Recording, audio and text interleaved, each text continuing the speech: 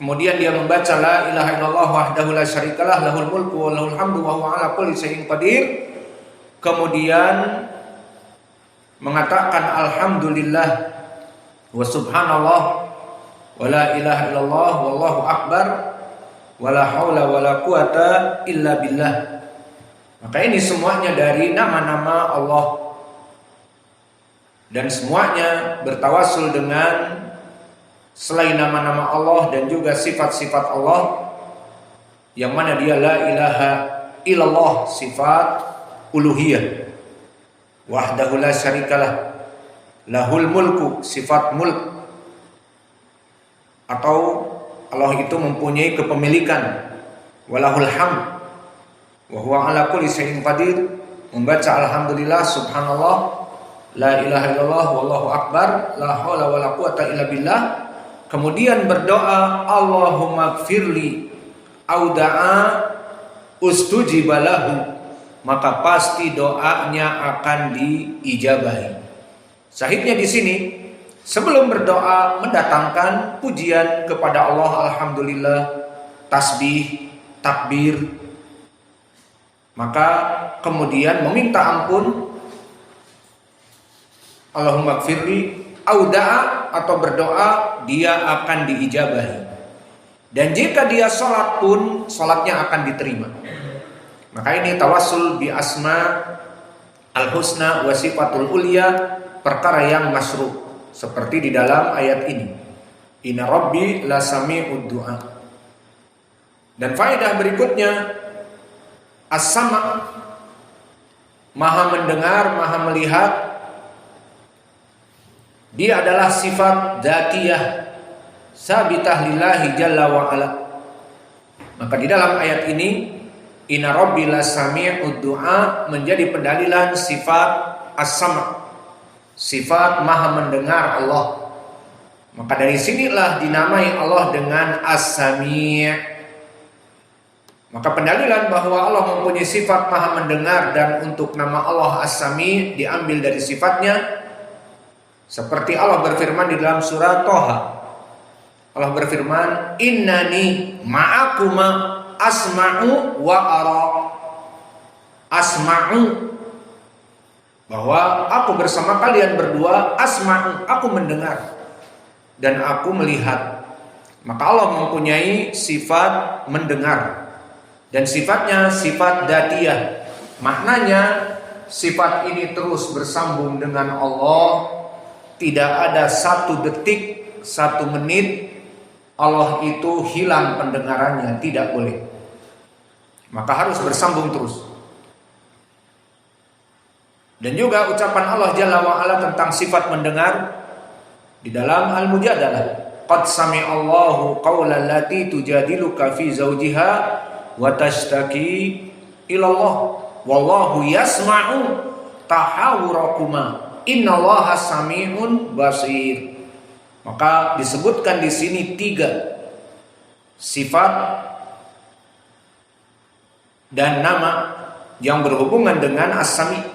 Qad sami'allah, maka Allah telah mendengar. Wallahu yasma'u tahawurakuma, yasma'u dengan fi'lun mudhari'. Kalau tadi sami'allah, kemudian wallahu yasma'u, Allah mendengar. Kemudian disebutkan nama dia dari sifat pendengaran, innallaha sami'un basirun.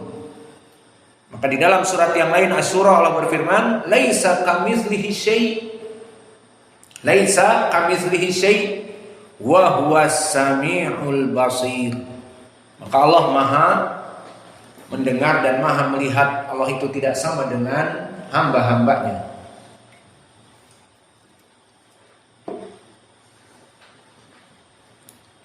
Adapun pendalilan dari sunnah bahwa Allah Maha mendengar di hadis dari hadis Aisyah, yang mana di hadis Aisyah ini pernah kita sebutkan di khutbah Jum'ah, yang mana hadis ini muttafaqun alaih, di mana Aisyah berkata kepada Nabi, hal ata alaika yaumun kana ashadda min yaumi Uhudin. Apakah pernah wahai Rasulullah menimpamu suatu perkara yang sangat besar dalam kehidupanmu, di mana selain dari perang Uhud, karena perang Uhud kekalahan bagi kaum muslimin, maka disebutkan bahwa laqad laqitu min qaumi ma laqitu wa kana asyad ma laqitu minhum yaumal aqabah id aradtu nafsi ala ibni abdi yalan ibni abdi yalil ibni abdi kulal falam yujibni ila ma aradtu fantalaqtu wa ana mahmumun ala wajhi falam astafiqu illa wa ana biqarni as-sa'alib.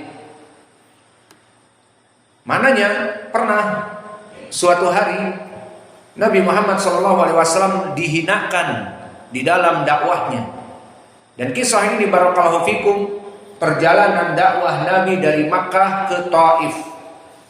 Karena Nabi Muhammad SAW tidak diterima dakwahnya oleh orang Quraisy dari kerabatnya di Mekah, maka dia mendengar khabar ada orang Taif yang menginginkan dakwah. Maka berjalanlah Nabi dari Mekah ke Taif. Berapa kilo? Sekitar 86 kilo. Berarti dari sini ke Muara Bungo, sekitar itu. Ke Solok lebih. Maka dari Makkah ke Taif sekitar 86 kilo, persis seperti ke Muara Bungo, 86 kilometer. Maka Nabi Muhammad SAW berharap dakwahnya diterima di sana, karena diundang oleh ahlu Taif. Namun di saat Nabi sampai ke sana, apa yang diharapkan tidak apa yang diberikan. Bal ja'alu yarmunahu bil hijarah, yarmunahu bil hasa, hatta adamu aqabahu Rasulullah SAW. Maka akhirnya Nabi pun terluka karena dilempari. Maka akhirnya Nabi meminta perlindungan kepada Bani Ibnu Abdu Yalil dan Ibnu Abdu Kulal min kibari ahli Taif min Saqif, dari gembong orang-orang Taif, meminta perlindungan. Falam yujibhu ila ma arada fa kharaja magmuman mahmuman. Maka Nabi keluar dari Taif dalam keadaan terhina, dilempari, dan meminta kepada dua gembong orang-orang Taif untuk melindunginya dari lemparan. Tidak didengar. Maka Nabi keluar dalam keadaan marah dan sedih, semua bercampur. Maka syahidnya, sampai Nabi dekat kepada Qarnus Sa'alib, daerah di Taif, keluar dari Taif, farafatu ra'si faida ana bisahabatin qad adalatni fanadartu faida fiha Jibril fanadani faqala innallaha qad sami'a qaula qaumik laka wa maraddu alaika. Maka di saat Nabi dalam keadaan kesedihan di daerah Qarnus Sa'alib, di pintu keluar dari Taif, maka akhirnya Nabi dilindungi oleh awan-awan yang melindunginya dari terik matahari. Di saat Nabi melihat ke atas, kecuali Jibril di atasnya, dan memanggilku dan mengatakan, innallaha qad sami'a qaula qaumik laka wa maraddu alaik. Sesungguhnya Allah telah mendengar ucapan mereka orang-orang Taif dan apa jawaban mereka kepada kamu. Dan bahkan waqad ba'atsa ilaika malakal jabal litakmuruhu bima syi'ta. Maka Allah pun telah menyiapkan malaikat gunung yang mana dia siap untuk mengikuti perintahmu.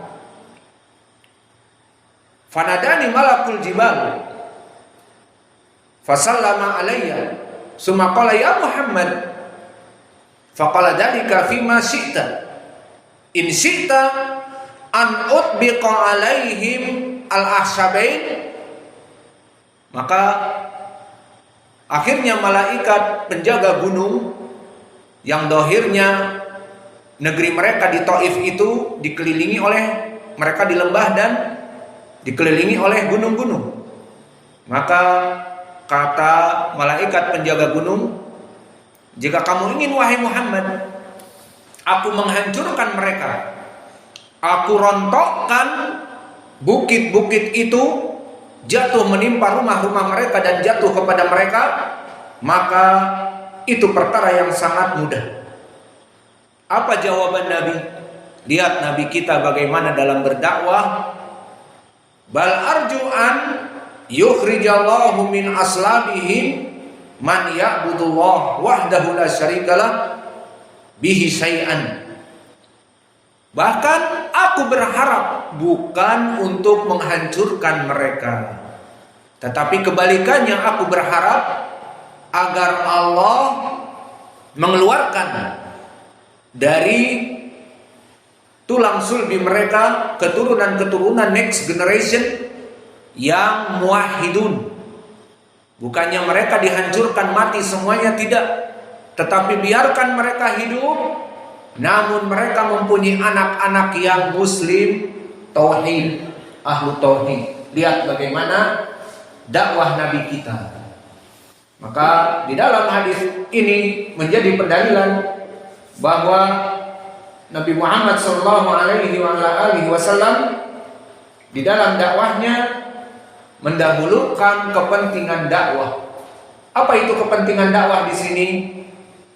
Semua orang masuk kepada tauhid, semua orang mengikuti ajaran Allah dengan masuk kepada Islam. Itu tujuan dakwah.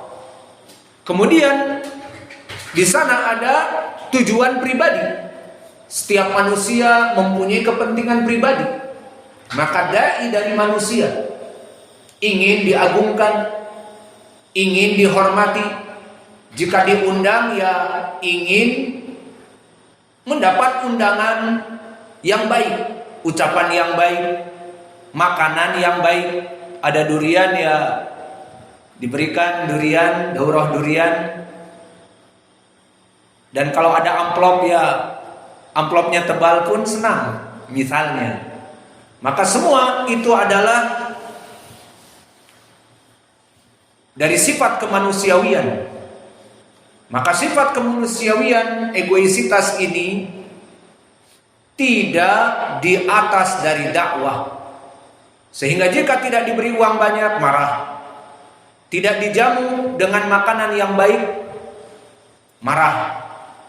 Tidak dijamu dengan akomodasi yang baik, tidur di kamar tidak ada AC, panas, ngamuk. Atau yang datang sedikit karena tidak diumumkan, ngamuk. Tidak disembelihkan kambing, ngamuk. Maka akomodasi kurang, marah. Ataupun di sini dihinakan, di mana mereka mengundang tadinya kemudian tidak menerima, maka Nabi di sini sangat kecewa. Tidak cukup dengan itu dilempari oleh kerikil-kerikil, dan tidak cukup dengan itu Nabi meminta perlindungan. Perlindungan itu adalah suatu keagungan. Jika ada seorang meminta perlindungan kepada pemimpin kaum, aib bagi pemimpin kaum untuk menolaknya. Namun di sini ditolak.